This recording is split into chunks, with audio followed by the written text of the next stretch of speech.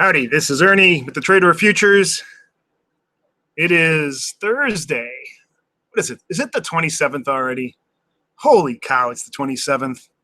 The 27th of September, Thursday, 1 o'clock in the afternoon on the East Coast here, Eastern Standard Time.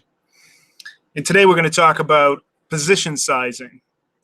Position sizing is an absolute critical feature in terms of the success of your trading over the long term.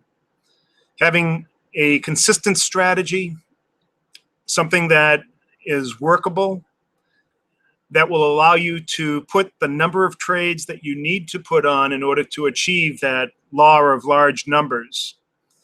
And so what am I talking about there? The law of large numbers. You're going to develop strategies that have more or less a fairly well-defined deterministic probability of outcome.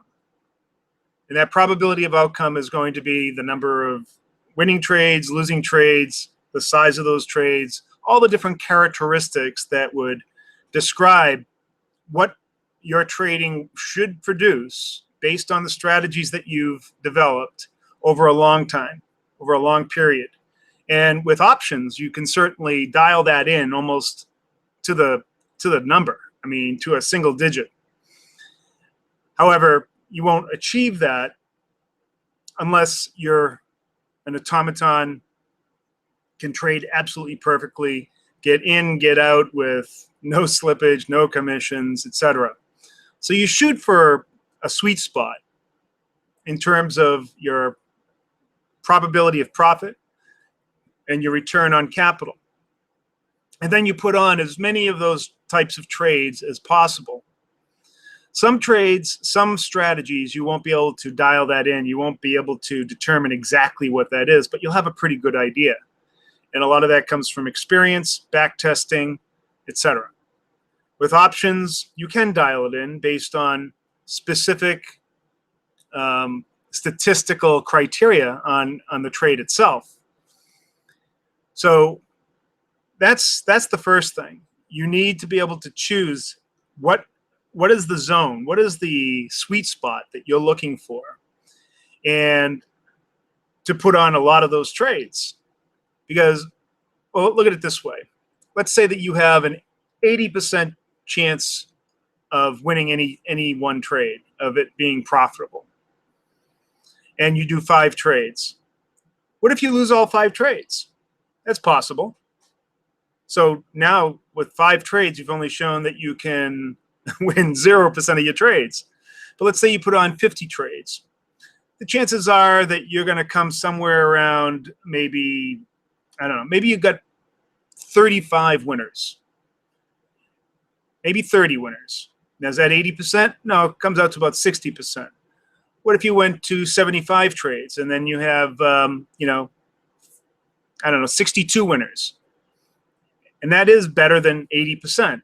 Your average win is going to vary depending on the number of your trades. But as you get to larger and larger number of trades, if your trades are dialed in, they're going to approach that target area, the consistent way that you're putting on your trades. So that's really important. It's an important feature in terms of controlling your risk. So if you're going to do that, and if you know that you're going to be putting on a lot of trades, then you want to also have a very well-defined and deterministic size or position that you're willing to take in any one trade. And you have to work back from that and kind of figure out how many trades you possibly could have on, so at any one time, what is the worst possible case of you having a bunch of trades on of different strategy types. Now, I've already talked in the past about having non-correlated strategies. That's also important. But this is equally as important. And you'll have to come up with some sort of standards. Now, if you have a small account, obviously your standards are going to have to reflect the fact that you have a small account, and there could be a much greater degree of of volatility relative to the size of your account. When you have a very large account, it starts becoming a little bit easier because you're able to put on lots of trades. Small accounts, you can't put on lots of trades, so you have to be a little bit more careful. In either case, you have to develop some kind of semblance of what is your position sizing. Now, there's all different types of position sizing. You can do position sizing in terms of volatility. You can do it on risk per trade. You can do it on the size of your account. Kelly criterion, all kinds of different ways of doing position sizing. And I've done quite a few studies on this, and there's been many studies done on this. And by far, the most effective way is to do it as a percentage of your capital, period. There is no better and more long-term effective position sizing strategy than to set your strategy size, your position size based on the size of your account. So let's develop some standards around that. Now, there's also one other thing. As you get to a bigger account, and even with small accounts, if you can trade the right thing, you can also do relative to the size of your account, but you can also scale into that trade. So, for example, with Forex, that's really simple. Let's say you have a $5,000 account. You can trade micro-size lots. And let's say that your minimum position size is, I don't know, 10 micro lots, right? So you could come up with a position, that's one full position. You could come up with a strategy where you could maybe do 2 micro lots for the beginning of the trade. If it's going well or going against you, you can add to that trade, etc., until you get up to a full position size. So you could have a lot of control. But if you were using futures and you had a $5,000 account, it would be virtually impossible to do that because of the size and the requirements of margin. With options, you might have a better chance. With options, you can also dial in and create and put on strategies that are very small, so you can define very easily a position size and then put on strategies that could fit inside that position size. Of course, when you get to bigger and bigger accounts, you have much more latitude. So size of your position, the optimal way is to do it as a percentage of the size of your account. As your account gets bigger or you have more flexibility with the trades, you still go by that methodology, but you should be able to average down and scale in to your trades. That is another very effective strategy. What I'm going to do right now is I'm going to show you a table that I created that gives you kind of a guideline on position sizing. And in general, I like to keep within a certain size position, because I could have anywhere from 3 to 20 different positions on, depending on the size of my account. If I have a very small account, I might be limited to never having much more than, say, 3 positions, maybe 2 positions. So I have to be very careful because of the relative size of it and the limits on what I can do. If I have a very large account, I might have 20, 30, 50 positions on, but each one I'm going to try to control how big it is relative to the size of the account.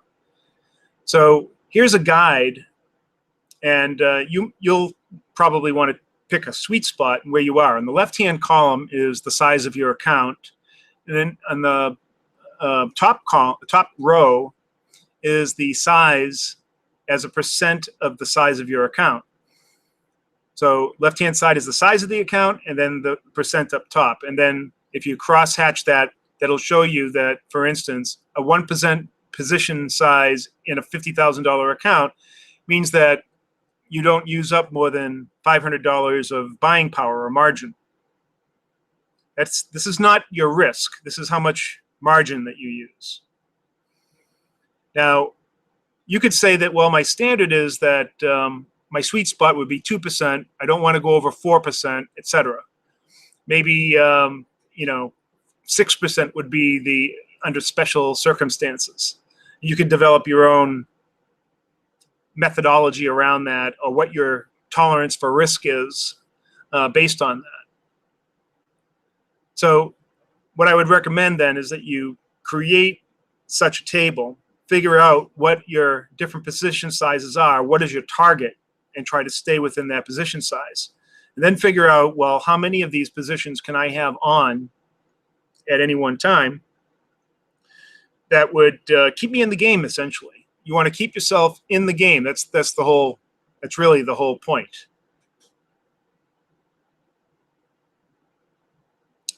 Let's see here. Very good previous video. Thanks for the options one. Really good. Couldn't attend before. I'm here now, so relaxing on the tablet while doing a bit of work. Okay, cool. Thank you. Now, it's kind of weird. People want to learn how to trade.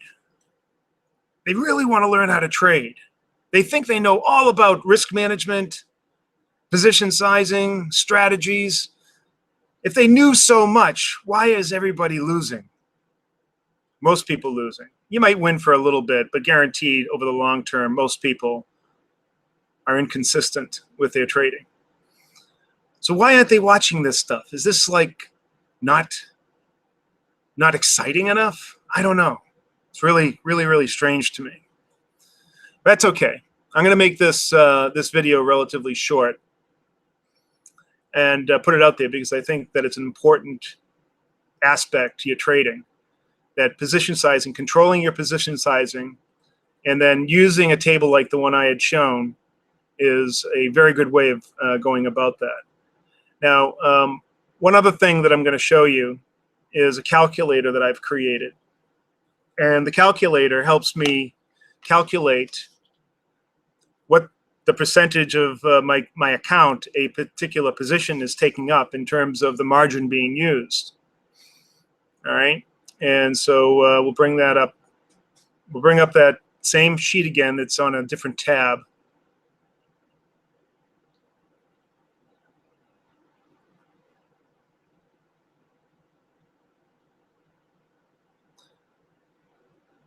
And we'll go to the calculator.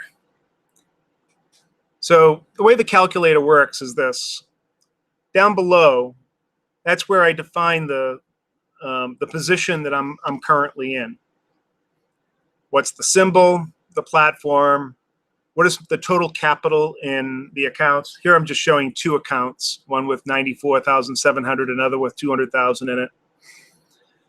Here's a position that I have in each. One is PL, this is platinum, and this one down below is natural gas.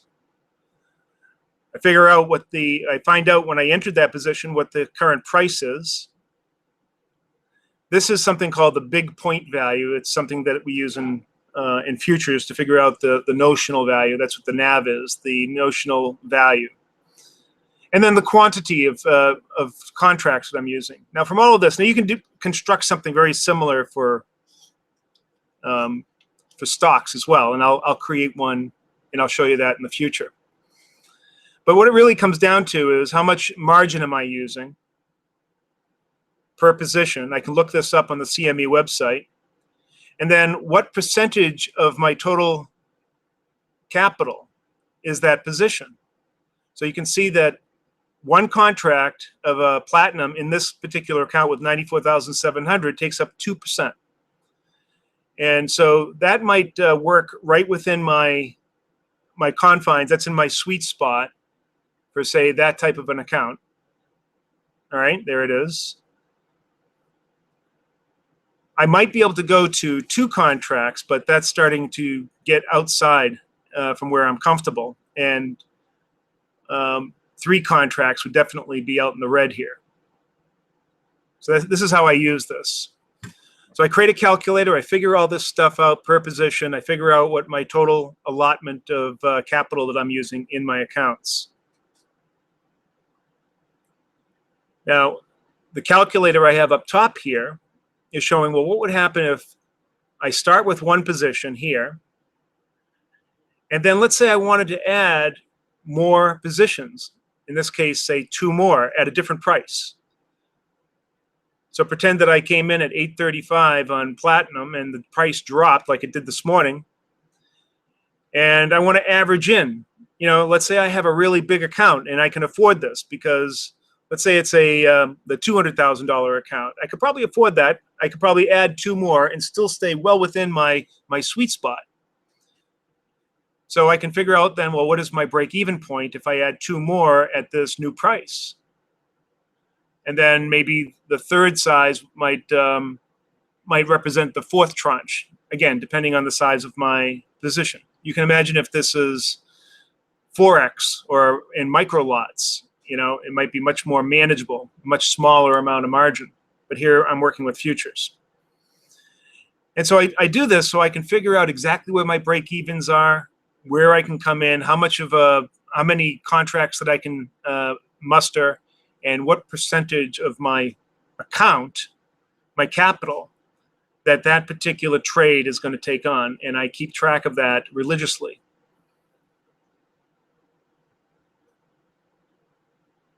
So every trade that I put on, that's what I do. I figure out, well, how much margin am I using? And then I accumulate that across all the different positions. I have kind of a maximum. I never want to be, say, more than 20% committed in my account, maybe 25%, whatever your standard is. Let's say it's 25%. So that means I can add positions until I've used up that power, 25% power in my account.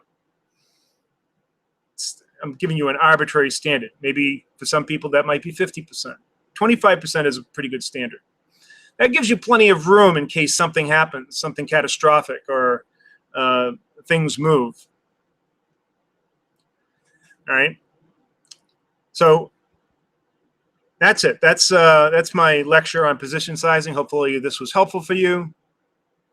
And if you're interested in these spreadsheets, I'm going to create some more that are specific to stocks as well. I'd be happy to share them. If you aren't already a member, go to my website, traderofutures.com, and become a member of the Trade Room, absolutely free. And then with that, you'll get access to the Discord, which is specific to that Trade Room, where we'll talk about trading all day. That's it. See you next video.